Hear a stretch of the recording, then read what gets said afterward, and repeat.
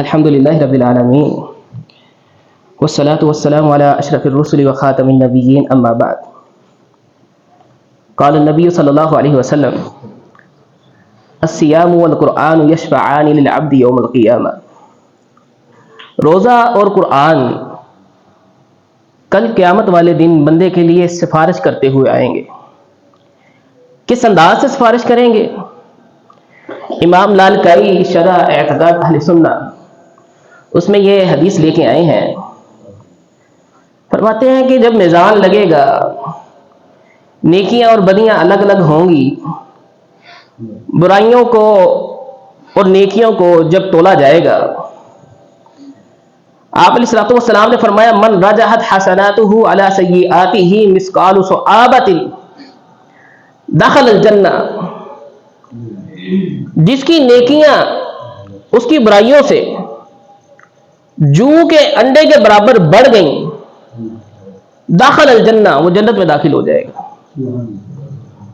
اور ساتھ ہی فرمایا ومن رجحت حسناتہ ومن رجحت سیئاتہ علی حسناتہ مثقال ثعابۃ دخل النار. اور جس کی برائیاں اس کی نیکیوں سے جو کے انڈے کے برابر بڑھ گئیں، وہ جہنم میں چلا جائے گا. آپ ذرا غور کریں، وہ کیسا ہولناک منظر ہوگا، کیسی دردناک یہ حقیقت ہے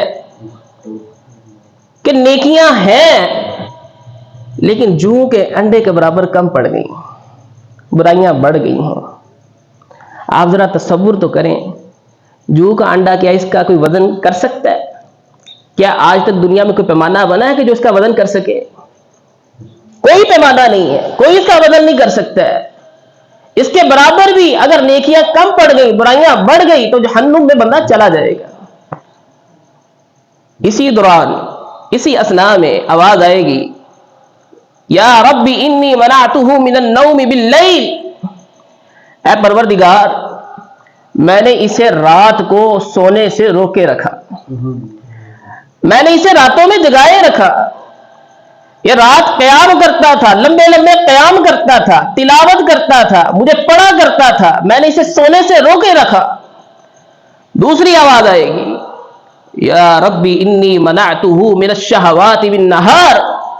اے پروردگار، میں نے اسے دن کے وقت شہوات سے، کھانے پینے سے، اس کی خواہشات سے اسے روکے رکھا.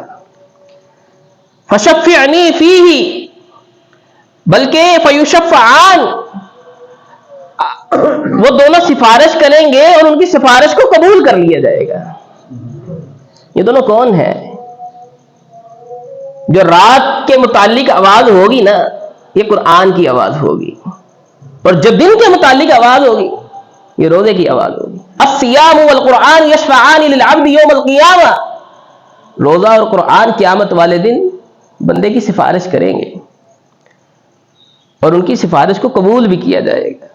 بلکہ سورۃ البقرہ اور سورہ آل عمران کے متعلق آتا ہے تو حاجان عن صاحبہما، وہ دونوں اپنے پڑھنے والے کی طرف سے جھگڑا کر رہی ہوں گی، اللہ کے ساتھ جھگڑا کر رہی ہوں گی.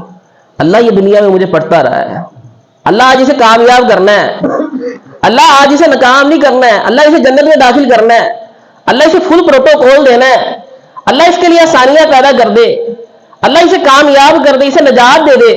یہ دونوں جھگڑا کر رہی ہوں گی. تو میرے بھائیوں، رمضان کا اور قرآن کا آپس میں بڑا گہرا تعلق ہے، لہذا رمضان میں قرآن کریم کی تلاوت کو کثرت سے کریں. امام مالک علیہ الرحمہ بہت بڑے محدث ہیں، بہت بڑے محدث ہیں. جب رمضان آتا تھا ان کے متعلق آتا ہے کہ وہ حدیث کے دفاتر جو ہے وہ بند کر دیا کرتے تھے.